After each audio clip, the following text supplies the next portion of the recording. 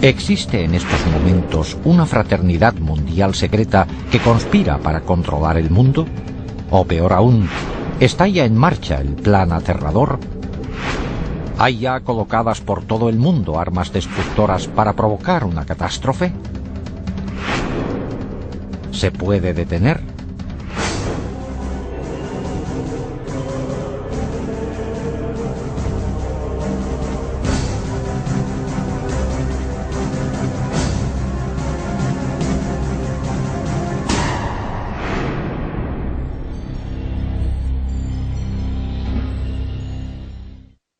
Hola, soy Patrick McNee. Se dice que los Illuminati son una sociedad mundial secreta que lleva siglos funcionando.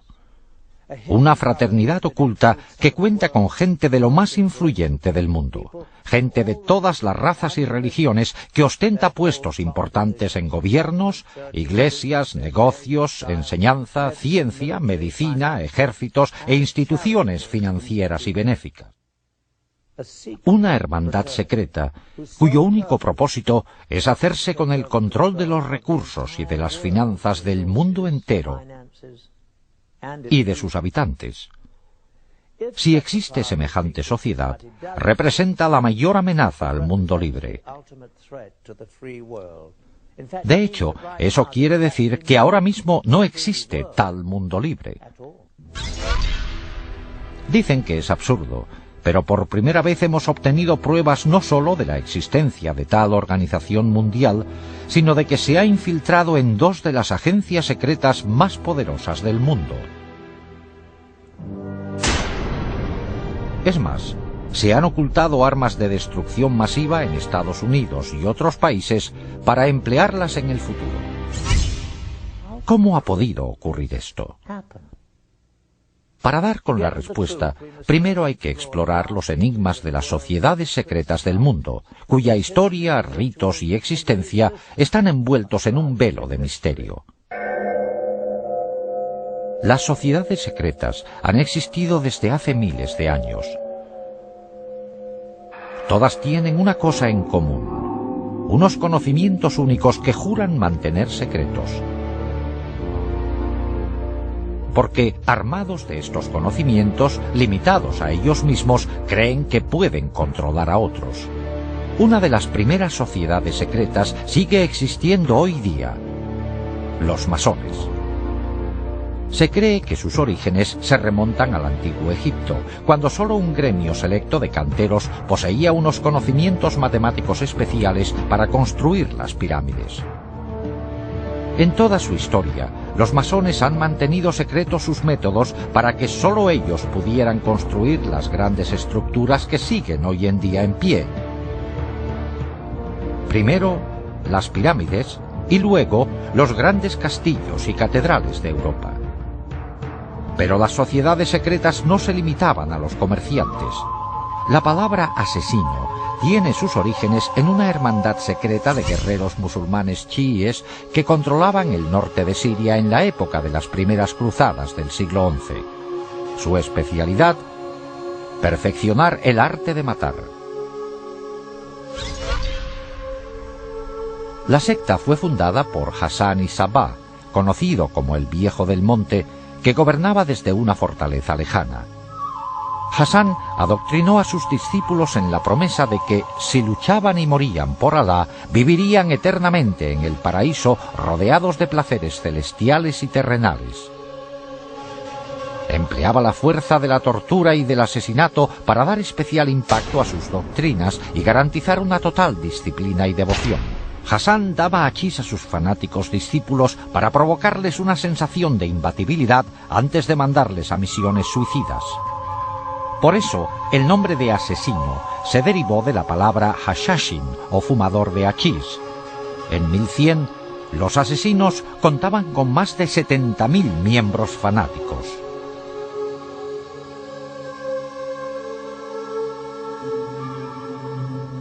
En la misma época histórica se fundó otra hermandad secreta, los Templarios. El priorato de Sion era una fraternidad de caballeros creada en la Francia medieval con la intención de mantener la estirpe merovingia y restaurar su monarquía en Francia. Su sede oficial era la abadía de Notre-Dame du Mont de Sion en Jerusalén. En 1117, Balduino I, rey de Jerusalén, quedó muy agradecido al priorato por sus servicios para ayudarle a lograr el trono. A cambio, el rey negoció la fundación de los Caballeros Templarios como extensión militar y administrativa del priorato de Sion. Los Caballeros Templarios se habían creado 10 años antes, con el fin de proteger a los peregrinos que se dirigían a la Tierra Santa.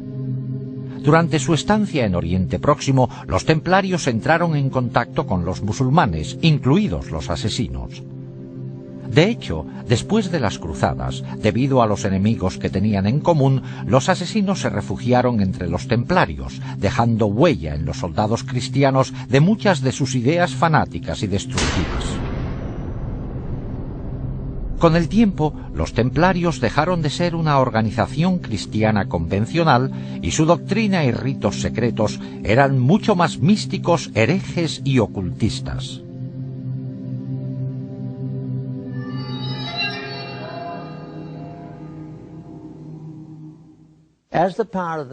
A medida que aumentó el poder de los templarios, la hermandad se convirtió en una iglesia dentro de la iglesia, con sus propios bancos, revocando excomuniones dictadas por obispos y solo obedecían al Papa. Desde el principio, todo lo relacionado con los caballeros templarios contiene al menos un elemento de misterio. Se fundaron justo después de la Primera Cruzada, que volvió a abrir la ruta entre Europa y la Tierra Santa. Y en 1118, 9 caballeros franceses con conexión con la corte del conde de Champagne se fueron a la Tierra Santa con el fin, según ellos, de proteger los caminos y las rutas de peregrinaje para que los peregrinos estuvieran seguros ahora que podían visitar los lugares sagrados. Una vez en la Tierra Santa, no hay testimonios de que hicieran nada los primeros 9 años. Desde el principio, hay algo que no encaja. Además, hay testimonios de que esta misión para proteger la ruta de peregrinaje era solo una tapadera. En el fondo fueron ahí por otra razón. Por algún motivo, los caballeros creían que había escondido algún tesoro. Hay testimonios de que excavaron debajo del monte del templo y los arqueólogos han encontrado artilugios suyos de las excavaciones. Al parecer, los templarios pasaron muy poco tiempo en los caminos. De los 9 años de estancia, la mayoría lo pasaron excavando túneles debajo del monte del templo, el emplazamiento original del templo bíblico de Salomón. ¿Qué iban buscando? El templo de Salomón llevaba mucho tiempo destruido. Pero en épocas de conflicto se sabía que los sacerdotes habían escondido tesoros religiosos en cámaras subterráneas ocultas y los sacaban al pasar el peligro. En la Biblia se dice que el Arca de la Alianza y otros tesoros sobrevivieron así varias invasiones extranjeras. Quizá el Santo Grial hubiese sobrevivido también en el laberinto debajo del templo a la espera de que la humanidad redescubriera su poder. Por cierto, no fue casualidad que los caballeros se instalaran en una mezquita situada en el antiguo emplazamiento. De hecho, fue después de su estancia cuando se hicieron llamar templarios o caballeros templarios. Un monje llamado Bernardo, que luego acabó siendo San Bernardo, intervino en la fundación de los templarios. San Bernardo se ocupaba de descifrar textos en hebreo antiguo. Aunque Bernardo era muy mundano en muchos aspectos, también era muy espiritual de un modo bastante insólito para su época. Le atraía mucho el lado femenino de la religión, los cultos a las vírgenes negras, sobre todo del sur de Francia, que son muy misteriosos, casi paganos.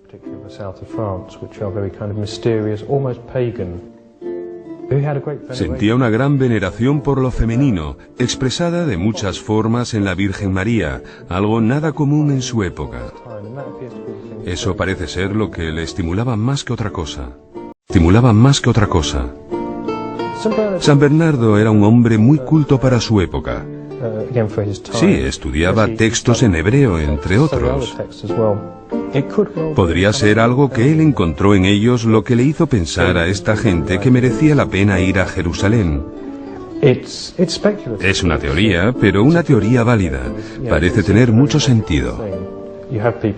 Los que estudian estos antiguos documentos quieren de repente que sus súbditos vayan a estos lugares históricos que se mencionan en ellos. Buscan algo. No sé personalmente qué encontraron, salvo que les parecía importante. No se sabe. Fuera lo que fuera, no se sabe dónde está. Es un misterio, pero abundan todo tipo de teorías que podrían ser correctas.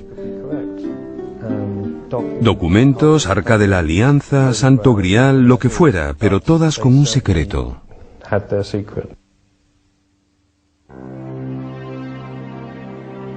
En un texto muy antiguo hay constancia del hallazgo. Nos dirigimos a la cámara secreta e hicimos bajar como antes a un compañero nuestro. Como el sol se hallaba en su punto más elevado, los rayos le permitieron descubrir un pequeño cofre, colocado sobre un pedestal labrado y cubierto de oro.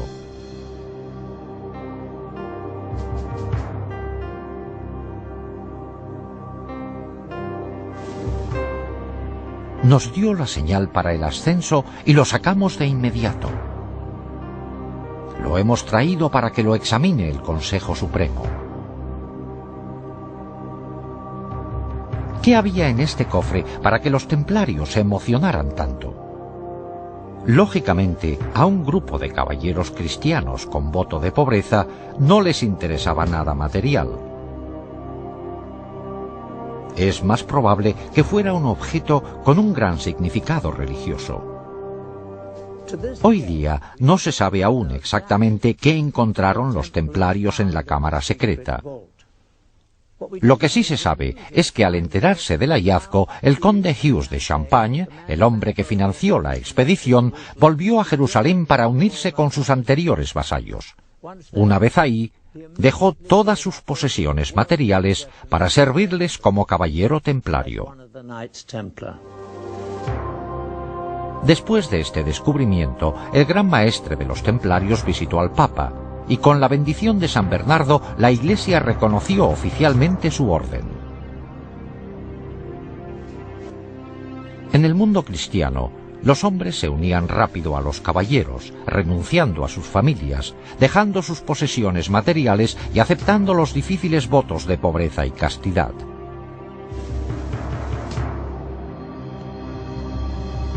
El voto de pobreza es el motivo de que se hicieran ricos, porque quien se hiciera miembro de la orden, quien se hiciera templario, tenía que entregar todas sus posesiones.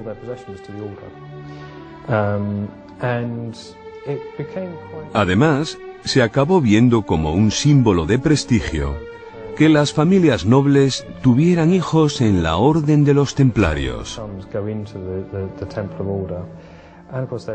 Y por supuesto, el dinero o las propiedades que tuvieran iban a las arcas. Además, cuando el Papa aprobó la orden, la bendijo y dijo que era bueno que quienes quisieran impresionar al Papa donaran fincas y dinero a esta nueva orden. Y en cantidades ingentes, ningún caballero podía poseer nada. O sea que todas las posesiones como fincas, castillos, ganados y dinero que se les regalaba iban a parar a la orden.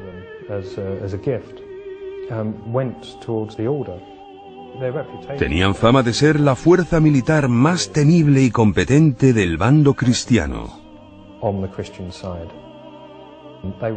Eran una especie de geos de aquella época, también porque eran una mezcla de monje y soldado. Los templarios proliferaron muchísimo después de las cruzadas. Se hicieron con el control financiero de Europa, dominando todas las principales industrias, sobre todo la de los préstamos.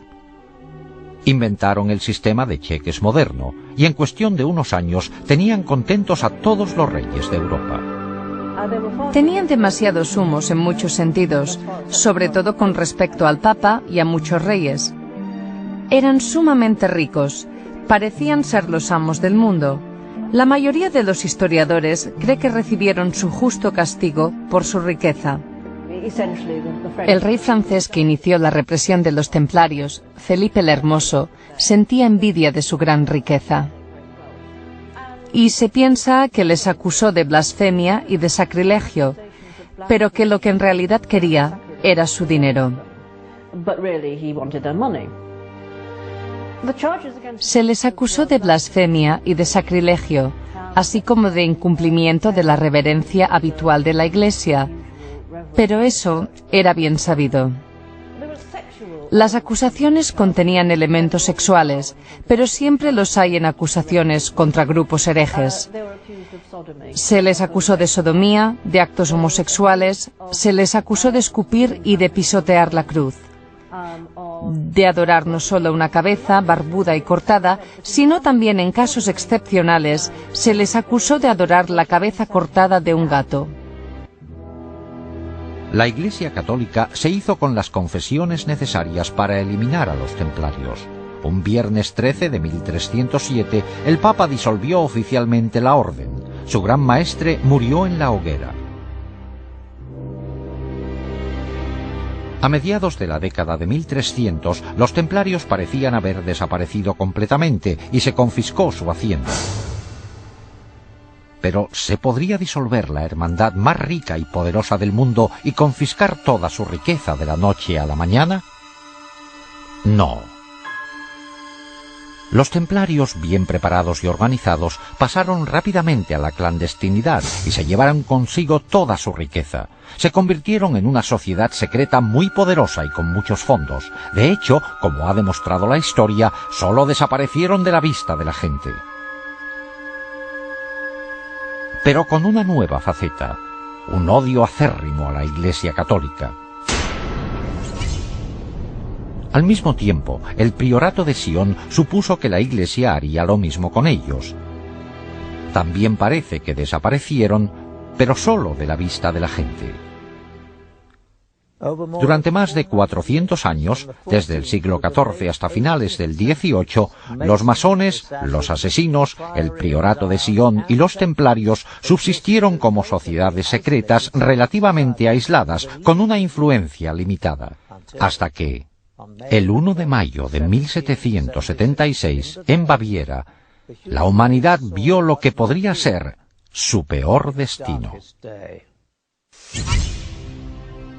Adam Weishaupt, catedrático de Derecho Canónico, educado con los jesuitas y que sabía mucho de ocultismo, formó una nueva organización secreta que aglutinaría a todas las demás con un fin inconcebible: hacerse con el control total del mundo y de sus recursos y dominar por completo a sus habitantes.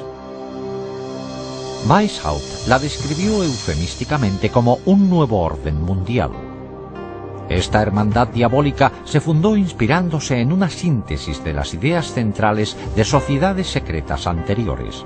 Combinó ingeniosamente los conocimientos y ritos secretos masónicos, el misticismo islámico, artes mortales y uso del hachís de los asesinos, el carácter influyente del priorato de Sion, así como la riqueza, poder, organización militar y venganza contra la Iglesia Católica de los templarios.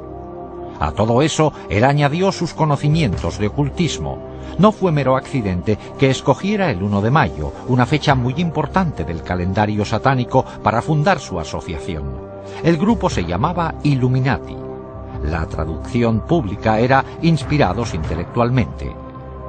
Pero Weishaupt dijo en privado que la palabra provenía de Lucifer y significaba poseedores de la luz. El sello oficial de la hermandad era una pirámide mística sin acabar y un ojo encima con rayos de luz irradiando en todas las direcciones. El ojo representaba la clarividencia y la sabiduría de la hermandad iluminada que domina el mundo.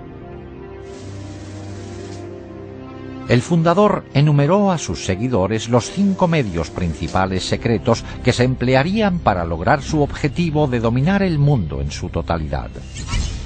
1. Se emplearía el soborno. Se emplearía el soborno sexual y monetario para controlar a hombres que ostenten cargos importantes en las distintas categorías de todos los gobiernos y otros puestos de responsabilidad. 2. Los Illuminati que fueran profesores de facultad y universidad deberían preparar a los mejores estudiantes para la causa. 3. Se colocaría a personas de influencia y estudiantes especialmente preparados bajo el control de la hermandad detrás de todas las instituciones gubernamentales, religiosas y financieras y se emplearían como agentes. 4. La sociedad secreta dominaría absolutamente los medios de comunicación, de modo que toda la información pudiera manipularse para convencer a las masas de que un gobierno único mundial es la única solución de muchos problemas. 5. La fase final de la operación emplearía todos los recursos disponibles para provocar golpes militares que derrocarían a todos los gobiernos contrarios y pondrían al mundo bajo el control de un gobierno único al mando de los Illuminati. El grupo se componía al principio de masones del grado 32 y utilizaba diversas logias masónicas de tapadera como lugares de reclutamiento.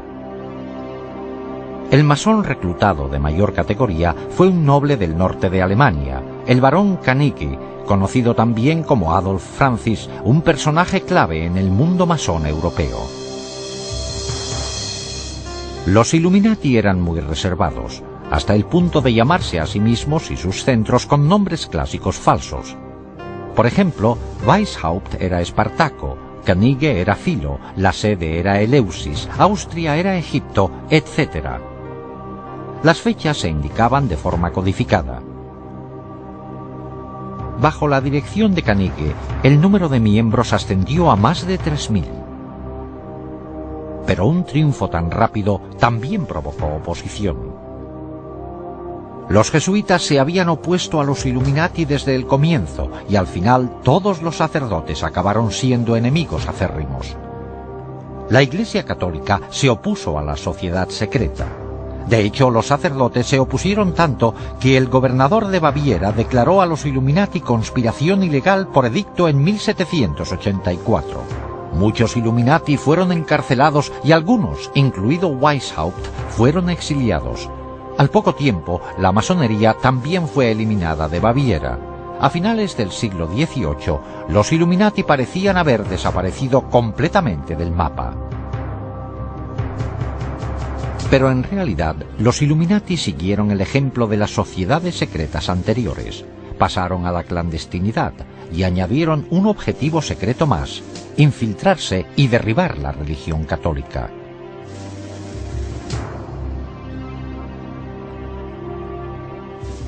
Al observar el mundo hoy día, ¿qué vemos de las sociedades secretas? Existen centros masónicos abiertos en todo el mundo como una organización importante. Los templarios subsisten hoy día como organización masónica de primera categoría en el rito masónico de York. Aún sigue siendo en parte un secreto lo que ocurre dentro de los centros masónicos. Quizás solo los miembros más importantes conozcan los ritos secretos, los objetivos y la venganza contra la Iglesia Católica. Los masones y los templarios han sabido integrarse muy bien en las sociedades más respetadas del mundo. En menor grado, los asesinos han aparecido en público de vez en cuando en la historia. A principios de la década de 1800 se les vio en la India bajo la dirección del Aga Khan, al que atribuían poderes divinos. A finales de esa década, el Aga Khan les llevó a Afganistán, donde mantuvieron una relación duradera con los británicos. Posteriormente, los descendientes del Aga Khan se infiltraron en la cultura occidental. Un ejemplo destacado fue cuando el príncipe Ali Aga Khan, nieto del Aga Khan II, se casó con la actriz norteamericana Rita Hayworth. ¿Han quedado los asesinos, como orden secreta homicida, relegados ya al pasado? Por el derramamiento de sangre actual a manos de extremistas islámicos, se diría que los asesinos siguen vivos y activos. El priorato de Sion también sigue en pie. De hecho, se piensa que varias figuras históricas ilustres han ejercido de grandes maestres del priorato y existen pruebas que lo confirman. En 1975 se descubrió algo en una biblioteca de París. Se encontraron unos pergaminos llamados Le Dossier Le Carré. En estos documentos se revela que entre sus miembros secretos estaban Leonardo da Vinci, Víctor Hugo e Isaac Newton. Hay quienes atribuyen al priorato la creación de la Unión Europea. Se cree que el anterior presidente de Francia, François Mitterrand, era miembro del priorato, al igual que mucha otra gente con poder. En cuanto a la estirpe merovingia, que los miembros del priorato juraban proteger, aún se mantiene. Por matrimonios entre parientes, la mayoría de las familias reales europeas pueden decir que son de ascendencia merovingia, y se dice que de estas familias reales han salido los 44 presidentes de Estados Unidos. Estas conexiones por todo el mundo a través del priorato de Sion eran el medio del que se valían los Illuminati para influir en la política y en el poder mundiales. Pero ¿qué pasó con la sociedad más secreta de todas? Los Illuminati de Weishaupt. La hermandad que prometió unir a todas las demás sociedades secretas para dominar el mundo. ¿Sigue dedicándose activamente a su plan diabólico de dominar el mundo? Por supuesto, nuevos hechos sorprendentes descubiertos revelan que es más fuerte que nunca. El estudio de una sociedad secreta es como estudiar las corrientes de un lago. Las ondas de la superficie nos dan pistas para saber lo que pasa en el fondo. El gran plan de los Illuminati requería infiltrarse en los gobiernos de todo el mundo. En nuestra amplia investigación nos hemos centrado solo en un objetivo, la antigua Unión Soviética, para ver cómo la manipularon los Illuminati. Un modo efectivo de lograr el control de un gobierno sería penetrar en sus servicios de espionaje. Una información recién publicada de los archivos de la KGB aporta datos inéditos. Ahora que ya no existe la Guerra Fría, se está sacando ilegalmente información secreta de cámaras cuidadosamente vigiladas en lo que antes era la Unión Soviética. Con el cambio a una economía de mercado, muchos artículos antes no disponibles para los rusos van a parar al extraperlo. Se dice que en la nueva Rusia todo se vende, incluidos secretos de Estado y los espías que los guardaban. Con el derrumbe de la Unión Soviética se disolvió la KGB. El nuevo gobierno creó sus nuevas agencias propias de seguridad y de espionaje y empleó a muchos trabajadores de la antigua KGB, pero dejó a muchos sin trabajo. Incluso a los que tenían empleo no se les pagaba a menudo lo prometido. Observamos que muchos empleados de la antigua KGB estaban dispuestos a aportar información personal de sus actividades secretas en la agencia por un precio. Sin embargo, cuando se mencionaba el tema de los Illuminati, ninguna cantidad de dinero podía persuadir a nadie a hablar de ello. Interpretamos esto como una señal definitiva de que íbamos por buen camino y de que estábamos a punto de correr el peligro de descubrir la presencia de la hermandad secreta en la KGB.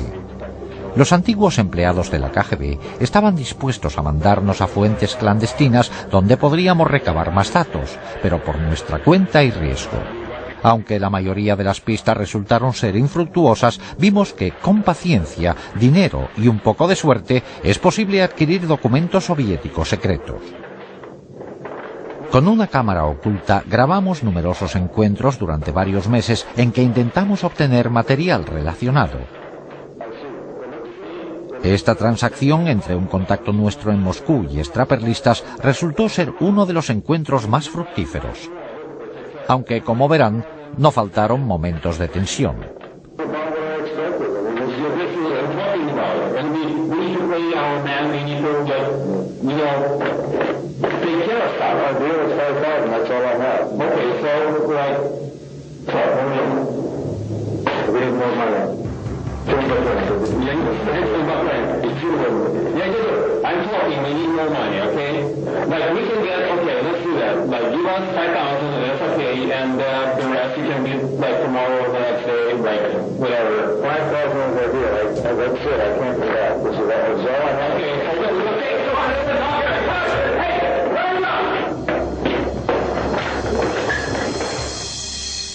Cuando nos libramos al final de los extraperlistas, en algunos de estos documentos hallamos confirmación de la información más valiosa que nos habían contado los agentes de la antigua KGB. Tal y como nos habían dicho, efectivamente, la KGB registraba todas sus actividades en documentos, películas y cintas. Estas se almacenaban en unas instalaciones debajo de la sede de la KGB bajo la mayor seguridad. Probablemente estos eran los archivos más delicados de la agencia porque explicaban con todo detalle las actividades más secretas de la KGB y posiblemente su conexión con los Illuminati.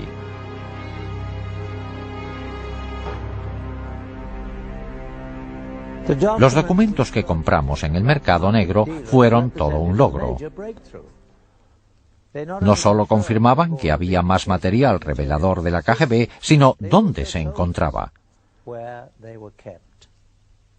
Volvimos otra vez a las fuentes clandestinas, provistos ahora de esta nueva información. Creíamos que, al haber desaparecido la KGB, no existirían la mayoría de las defensas que protegían sus archivos. Alguien debe de tener el conocimiento y acceso para suministrárnoslos a un precio. En los 5 meses siguientes empleamos nuestras fuentes para intentar obtener estos archivos secretos de la KGB. Esta transacción entre un contacto nuestro en Moscú, un intérprete y un extraperlista fue todo un éxito. Este encuentro tuvo lugar en una fábrica textil del distrito Sokornoky de Moscú. Este es el despacho del propietario ruso de la fábrica y que la emplea tanto para negocios lícitos como ilegales. Después de presentarnos e intercambiar unas palabras, se le pregunta al extraperlista si tiene ahí mismo el material de la KGB.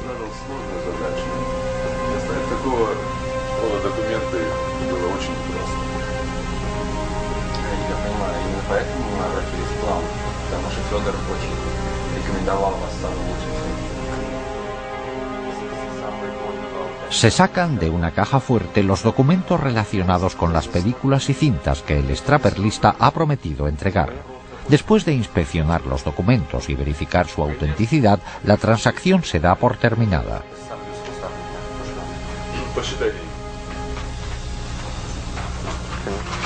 Okay, well, thank you. Спасибо. Пожалуйста. Nice to meet you. Дмитрий Сергеевич, спасибо за вашу работу. До свидания. Una vez realizado el pago, les llevan a otro despacho, donde se dice que están almacenadas las películas y las cintas.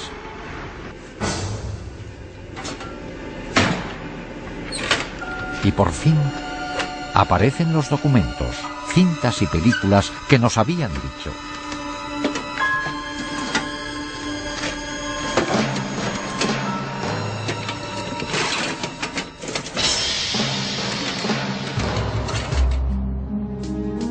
En una asombrosa revelación, incluida en los documentos secretos que obtuvimos, hallamos la prueba de que los Illuminati se infiltraron en la URSS y en la KGB. En unos comunicados entre dos agentes superiores de la KGB se menciona al primer iluminado, Adam Weishaupt, por su nombre. A continuación, aluden a una conexión con dos antiguos gobernantes de Rusia, Stalin y Nikita Khrushchev. Nuestra misión para colocar agentes dentro del Vaticano es un objetivo del que el fundador, Weishaupt, hablaba hace 200 años. Tanto Stalin como Khrushchev intentaron lograrlo durante años, aunque sin éxito. Pero creo que esta vez podremos lograrlo por fin. Es más, en el laboratorio nuestros investigadores descubrieron algo alarmante. En una vista ampliada se observa que un punto minúsculo, el punto final de la última frase de la página, es un sello. Es la pirámide incompleta con un ojo en un triángulo encima. La insignia oficial de los Illuminati, una marca empleada por la sociedad secreta desde su creación en 1776. La KGB estaba empeñada en infiltrarse en el Vaticano. ¿Para qué les iba a interesar tanto a los rusos este lugar concretamente? La respuesta es sencilla. A los rusos no les interesaría el Vaticano, pero sí a los Illuminati. No solo fomentaría el odio contra los católicos, sino que además sería importante para lograr el objetivo final de dominar el mundo. El Vaticano puede ser la fuerza más poderosa del planeta para influir en la gente.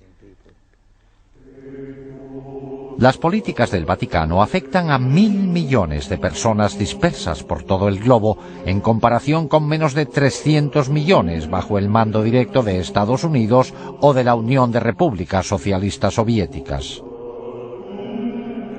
La figura dominante de este vasto imperio de seguidores es un hombre, el Papa, del que piensan que sus palabras y deseos tienen inspiración divina. Ninguna otra persona en el mundo entero tiene tanto poder e influencia. Los Illuminati tenían un gran interés en influir como pudieran en el Papa y en sus consejeros. La KGB tenía un grupo de agentes destinados en Roma.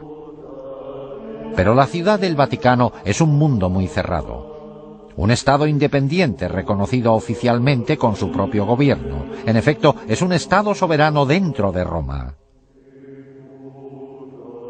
La vigilancia desde el exterior deja que desear. A partir de más documentos secretos de la KGB que hemos obtenido, sabemos que en 1972 los Illuminati, valiéndose de la gente que tenían en la KGB, formularon un plan drástico para destinar a un agente suyo dentro del Vaticano. De nuevo, el punto final de la última frase del documento es la pirámide y el ojo en miniatura, la insignia oficial de los Illuminati. Por fin, la hermandad secreta podría empezar a controlar la Iglesia Católica desde dentro. Enviaron a un agente al Vaticano haciéndose pasar por un sacerdote ucraniano expulsado de su país por los comunistas, por su retórica anticomunista. Enseguida le aceptó el clero proamericano del Vaticano. Tras unos meses logró su principal objetivo, ganarse la confianza del despacho del cardenal Villot, el secretario de Estado del Papa Pablo VI. En esta secuencia filmada que obtuvimos en exclusiva de la KGB, está a la derecha el agente haciendo de sacerdote. A la izquierda está el ayudante principal del cardenal Villot. Devo tornare all'ufficio, devo fare cose lì e tutto il resto. Molto preoccupato. Spero che qualcosa... Ecco che arriva. Buongiorno. Buongiorno, come va? El tercer hombre es otro agente de la KGB, destinado sin duda a la organización por los Illuminati. Pretende también acceder al cardenal. Sì. Questo va bene. Bene, bene. Molto bene. Bravo, bravo, sta piacere. Abbiamo la sua collaborazione. Sì. Bene, bene. Positivo e prendiamo molta considerazione di questo. Sappiamo quanto importante è per noi questa collaborazione. Cuando el ayudante de Villot viaja cada mes a Milán, como de costumbre, la KGB instala una cámara en la habitación de su hotel. Como es típico de la KGB, están planeando chantajear al ayudante para que siga colaborando. Durante varios días, una mujer hace amistad con él y se gana su confianza. En la película se ve que se preparó bien la trampa.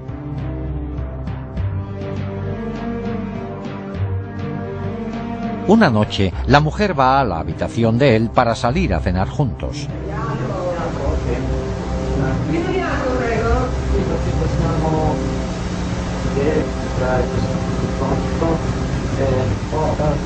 soltanto del buon vino rosso, che dici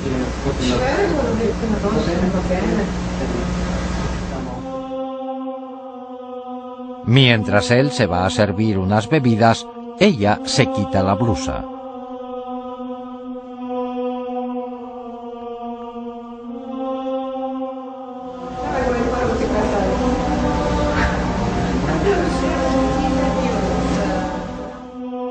La película se corta de repente, pero independientemente del resultado del encuentro, el plano de este sacerdote con una mujer medio desnuda en su cuarto es suficientemente perjudicial como para garantizar la vigilancia de las actividades de Villot. Claro que, al poco tiempo, los agentes de la KGB al mando de los Illuminati empezarán a buscar modos de manipular al mismo Villot. Una vez logrado, estarán muy cerca del núcleo del catolicismo, el Papa Pablo VI. Pero al parecer, los Illuminati no se contentaban solo con ejercer influencia para controlar el Vaticano. A veces recurrían al homicidio. Durante la fundación de los Illuminati, varios oficiales han muerto en el Vaticano en circunstancias muy sospechosas, incluidos 3 papas. En cada caso, el momento de la muerte del oficial se calculó para que tuviera gran trascendencia política, la señal que indica que la hermandad secreta influye en la política mundial para su propio beneficio. En 1939, el Papa Pío XI iba a realizar una declaración condenando a los nazis y a los fascistas, grupos que cometían las barbaries que defendían los Illuminati. Pero antes de hacer la declaración en público, murió de repente. A un ayudante muy cercano, el cardenal Tisserand, le oyeron decir una y otra vez: «¡Le han asesinado! ¡Le han asesinado!». Se le embalsamó enseguida, lo que hizo imposible que se le practicara una autopsia. En 1978, posiblemente la hermandad secreta volvió a recurrir al asesinato para manipular al pontificado. El Papa Pablo VI murió de repente. Es cierto que estaba débil, pero el brusco empeoramiento de su condición les pareció demasiado oportuno a muchos observadores. Sin embargo, los Illuminati se llevaron una sorpresa que tal vez no se esperaban: un papa que les haría frente. Juan Pablo I. Poco después de asumir el cargo, el nuevo papa mostró una gran independencia. Juan Pablo parecía sentir un especial desagrado por la corrupción que había visto cundir en las finanzas del Vaticano.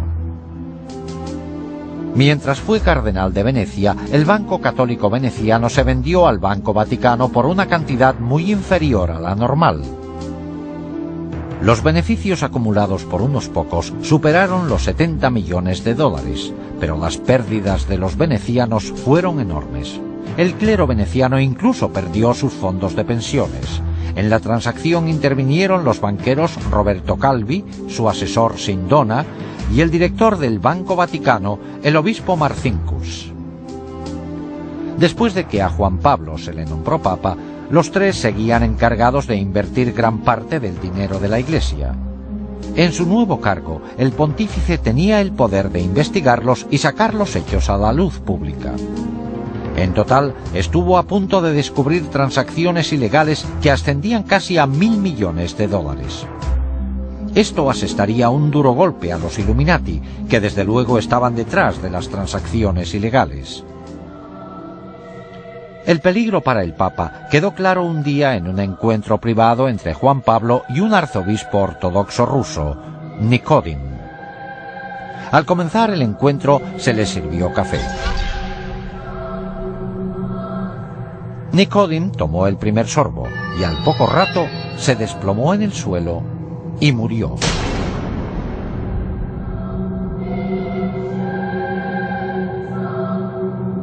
La cara se le desfiguró con un gesto horrible, como retorciéndose del dolor. El Papa, estupefacto, volvió a colocar su propia taza antes de dar un sorbo. Seguramente pensó que habían envenenado el café por él. Sin embargo, el médico declaró que el arzobispo había muerto de lo mismo que los demás en el Vaticano, de una fuerte trombosis. Todos los hechos relacionados con la misteriosa muerte del arzobispo ruso apuntaban a un intento de asesinato y encubrimiento. El cadáver del arzobispo fue embalsamado al poco de morirse sin un examen médico completo previo. Después del embalsamamiento sería imposible realizar una autopsia exacta para ver la causa de su muerte, sobre todo si hubo envenenamiento. Además, el café que bebió el arzobispo no se recogió nunca para analizarlo y no se llevó a cabo jamás una investigación forense. Aunque desaparecieron las pruebas, para muchos estaba claro que el Papa se había librado por poco de que le asesinaran 10 días solo después de ser elegido.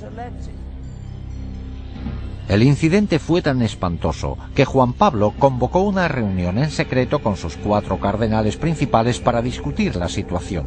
La reunión se celebró el 28 de septiembre de 1978. En la sala estaban solo los 4 cardenales y el Papa. Hoy día se sigue sin saber exactamente qué dijeron, pero al Papa le pidieron que tomara medidas. Puso fin al mandato del cardenal Billot como secretario de Estado. Este era el mismo cardenal Billot a cuyo ayudante se había chantajeado en las películas de la KGB en 1972. En esos 6 años, este cardenal debió también de caer en la trampa de los Illuminati.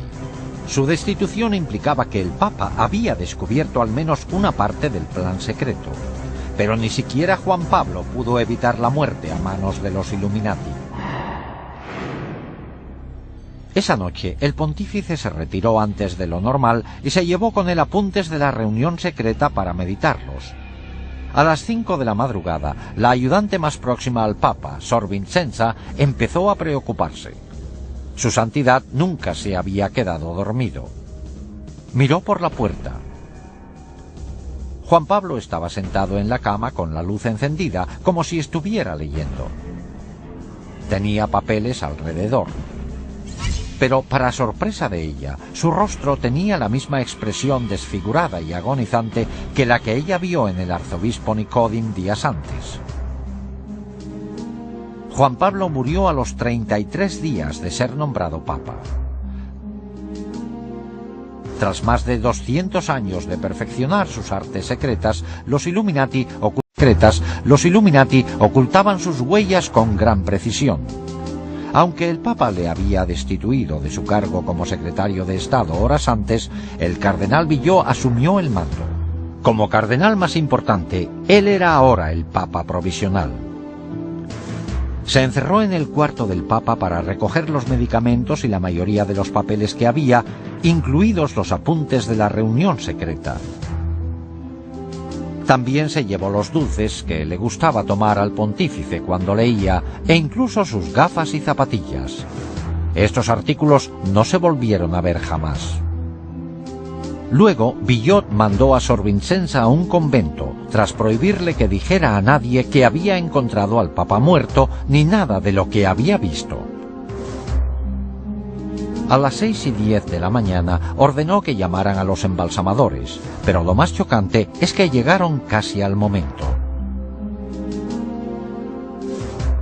Se calculó que, dada la distancia que tenían que recorrer los embalsamadores, les debieron de contactar a las 4:45 de la mañana, 15 minutos antes de que la hermana descubriera al Papa. A las 7:30 se realizó un comunicado público. La causa de la muerte fue un paro cardíaco. En vez de Sor Vincenza, se dijo que el secretario del Papa, Monseñor Maghe, le había encontrado muerto, y la hora se cambió a las 5:30. Antes de realizarse el comunicado, los embalsamadores ya habían acabado. Al igual que con la muerte similar del arzobispo ruso solo 23 días antes, se descartó la posibilidad de una autopsia 100% exacta. Si hubiera sido un asesinato, las posibilidades de demostrarlo estaban ya descartadas.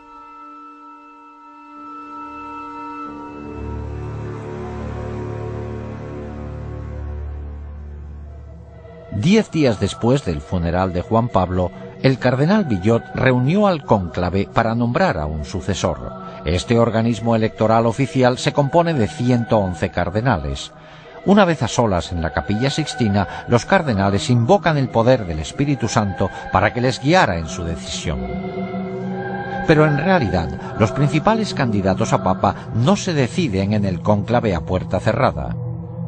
Estas decisiones se toman en los elegantes restaurantes de Roma, donde los cardenales con más poder se reúnen para comer juntos.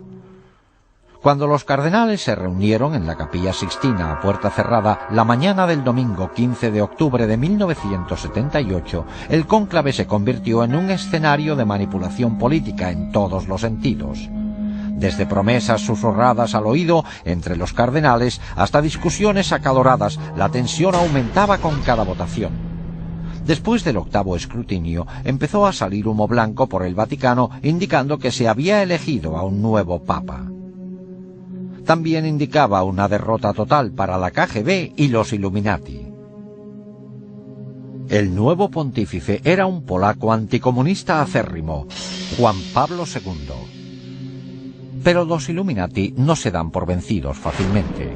El 13 de mayo de 1981, Mehmet Ali Achka, un hombre buscado en Turquía por asesinato, esperaba de pie entre la multitud a que pasara el Papa fuera de la Basílica del Vaticano. Según Ali Achka, Juan Pablo II salió del Vaticano en un vehículo blanco sobre las 5 de la tarde. Al pasar el Papa, Ali Achka sacó una pistola y le disparó 3 veces antes de que la gente lo tumbara. El Papa quedó herido de gravedad, pero se recuperó para continuar con el pontificado. Al principio, Ali Achka afirmó que había actuado a solas, pero los investigadores se convencieron de que una conspiración mucho mayor se había valido de este desequilibrado para cometer un asesinato. Al poco tiempo, Ali Achka confesó que el incidente fue parte de una conspiración búlgara de la KGB. Pero, por supuesto, Bulgaria y la URSS negaron estar implicadas. Cuando el tribunal le condenó a cadena perpetua, se mostró sorprendido de que se le dejara cargar con toda la responsabilidad a él solo. Entonces empezó a facilitar datos precisos de la conspiración a investigadores italianos y nombró a todos los implicados. El 25 de noviembre de 1982, Serge Ivanov Antonov, un empleado de la Aerolínea Nacional Búlgara, fue arrestado en Roma acusado de estar implicado en el intento de asesinato. Poco después, la lista aumentó al incluirse a 3 búlgaros más y a 4 turcos. En julio de 1983, cuando trasladaron a Achka a otro centro, admitió en público la conexión de la KGB, mientras gritaba a los reporteros que la KGB y el servicio de espionaje búlgaro estaban implicados. Más tarde, explicó que había sido entrenado en Bulgaria y Siria por expertos en terrorismo internacional de la KGB. También confesó que Antonov era cómplice, así como 2 empleados de la embajada búlgara. En 1984, el juez italiano Dario Martella llegó a la conclusión de que la KGB y el servicio de espionaje búlgaro estaban implicados en el intento de asesinato. El juez dictó este fallo basándose en los hechos siguientes. Achka empleó un pasaporte falso para poder entrar en Italia, algo disponible solo de fuentes muy sofisticadas. También tenía suficiente dinero como para permanecer largas temporadas en Bulgaria, Suiza y otros países europeos.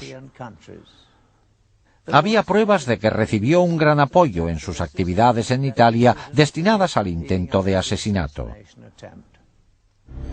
En primavera se convocó el juicio de 8 hombres acusados de conspirar para matar al Papa y los hechos empezaron a esclarecerse.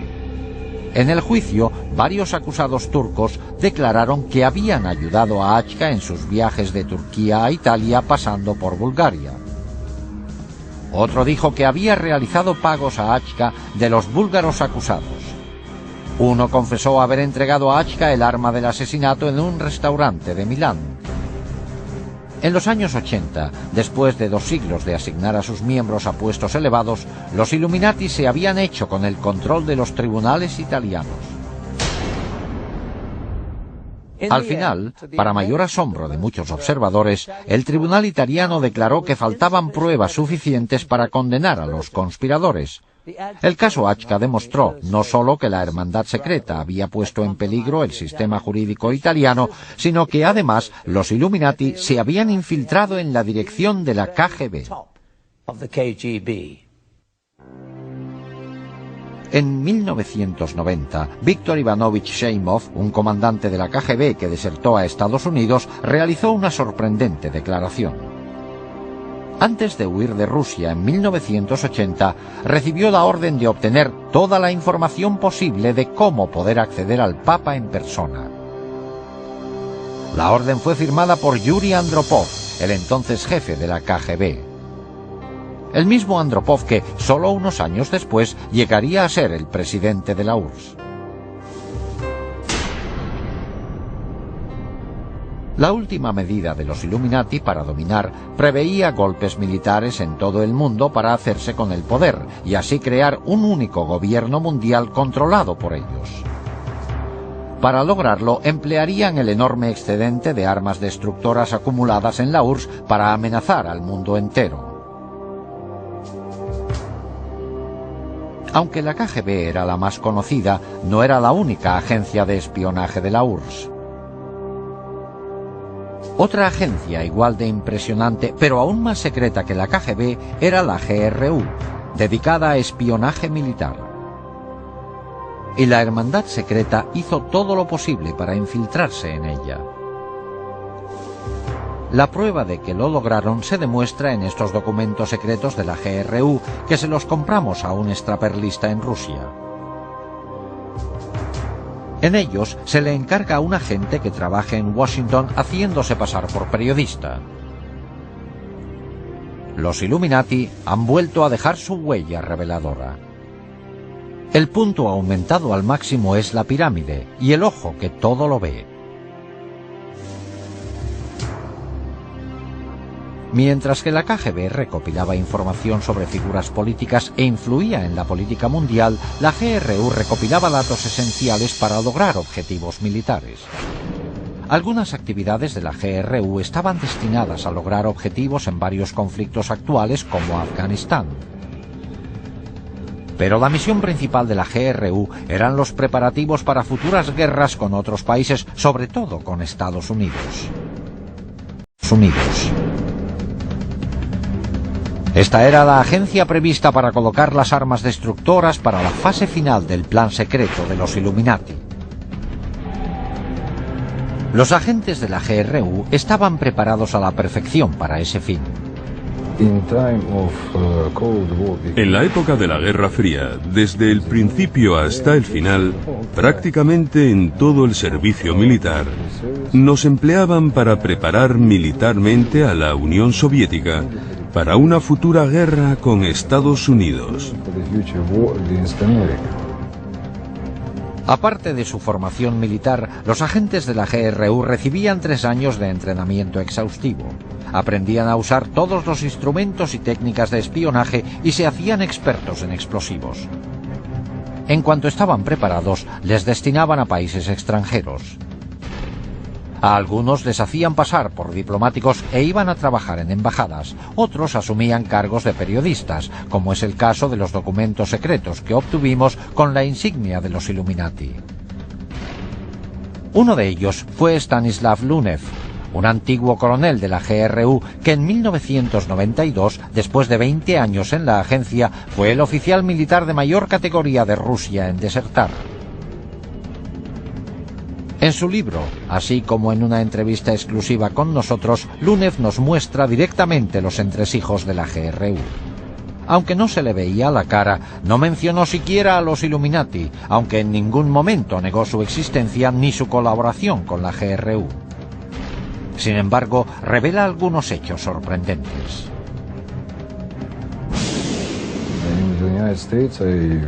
En Estados Unidos, trabajé en el sector operativo de Washington haciéndome pasar por corresponsal de la agencia de noticias TASS. Es una tapadera muy buena, porque los periodistas y los espías, los verdaderos espías, tienen mucho en común. Los dos buscan noticias e información. Una vez asignados en su puesto, los agentes de la GRU tenían varios cometidos. Uno era ayudar a coordinar campañas terroristas para desestabilizar gobiernos hostiles. Oficiales de la GRU han revelado que durante la guerra del Vietnam la agencia invirtió más de $1.000 millones en fomentar la campaña antibelicista en Estados Unidos. Esta habilidad para manipular los gobiernos era un arte que encaja perfectamente con los planes futuros de los Illuminati para derrocarlos. Otra faceta importante del trabajo de los agentes de la GRU era preparar el terreno para las fuerzas especiales rusas, los Spetsnaz. Estas tropas de élite al mando de la GRU penetrarían en los países para realizar sabotaje militar en caso necesario. Algunas volarían objetivos estratégicos como centrales eléctricas, puentes y centros de comunicaciones. Otras formarían brigadas asesinas para matar a jefes de gobierno y a sus familiares. Estas dotes eran de gran valor para los Illuminati de cara a dominar el mundo.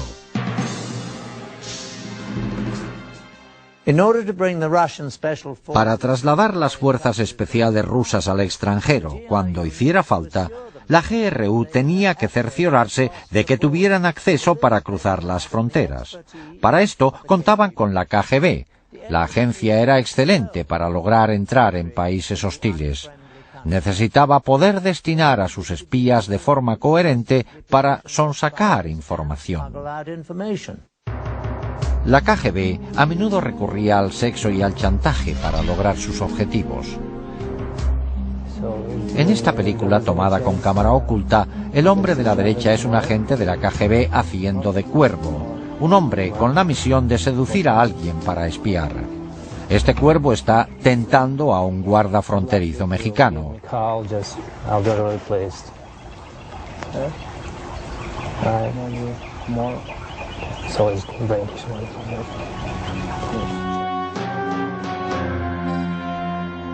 En cuanto el guarda picó, los agentes de la KGB podían cruzar de México a Estados Unidos por este puesto sin problemas. Esta información se pasaba a la GRU para que también pudiera hacer uso del acceso e introducir a agentes y a los Spetsnaz cuando se les llamara. So, will you call me? I'll call you. You will? Anyway, I'll contact you, you know what I mean? I'll call you. I'll find you, then I'll call you. Are you okay? I'm okay. Okay. Para ejecutar el programa de caos mundial y golpes militares, la Hermandad Secreta se sirvió de la GRU para colocar por todo el mundo agentes clandestinos y armas destructoras. Estas armas permanecerían ocultas en lugares estratégicos hasta que hicieran falta. Cuando los Illuminati lo decidieran, los agentes saldrían a la luz y se emplearían las armas. Los comandantes de estas fuerzas de operaciones especiales son militares profesionales muy bien preparados y vendrán cuando se produzca un gran conflicto. Y necesitan sistemas armamentísticos muy especiales para destruir objetivos muy protegidos. O sea que dispondrán de armas nucleares, químicas, biológicas y de otros tipos. Las armas más temibles que se introdujeron ilegalmente fueron los dispositivos nucleares pequeños, que se conocen como bombas nucleares de maleta. Estas armas pueden transportarse fácilmente, pero tienen una potencia destructora enorme. Una vez introducidas en Estados Unidos y otros países enemigos, se escondieron en lugares seguros y podrían recuperarse en tiempo de guerra. Se calcula que un alarmante número de estos dispositivos nucleares se colocó en Estados Unidos y en otros países.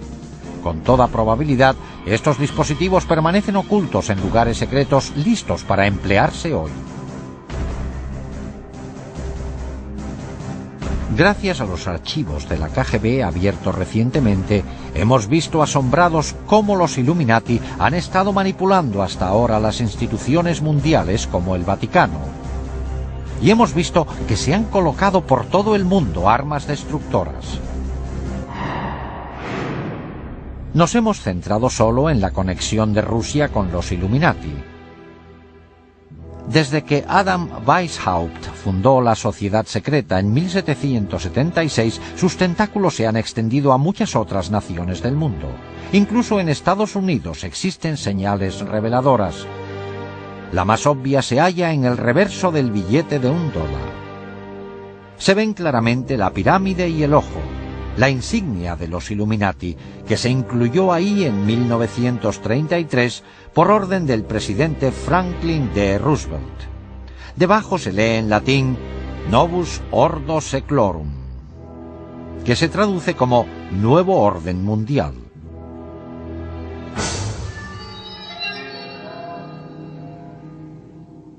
¿Puede pararse el inconcebible plan de dominio mundial de los Illuminati? Lo único que temen las sociedades secretas es que las descubran. Hoy día están proliferando los libros sobre este espeluznante tema. Internet está repleto de información sobre esta organización secreta. Lo único que podemos hacer es esperar que toda la gente del mundo vea las señales y que hagan caso de la clara advertencia de que hay quienes están escondidos al acecho pensando en quitarnos nuestra libertad. Con ustedes, Patrick Macnee, gracias por su atención.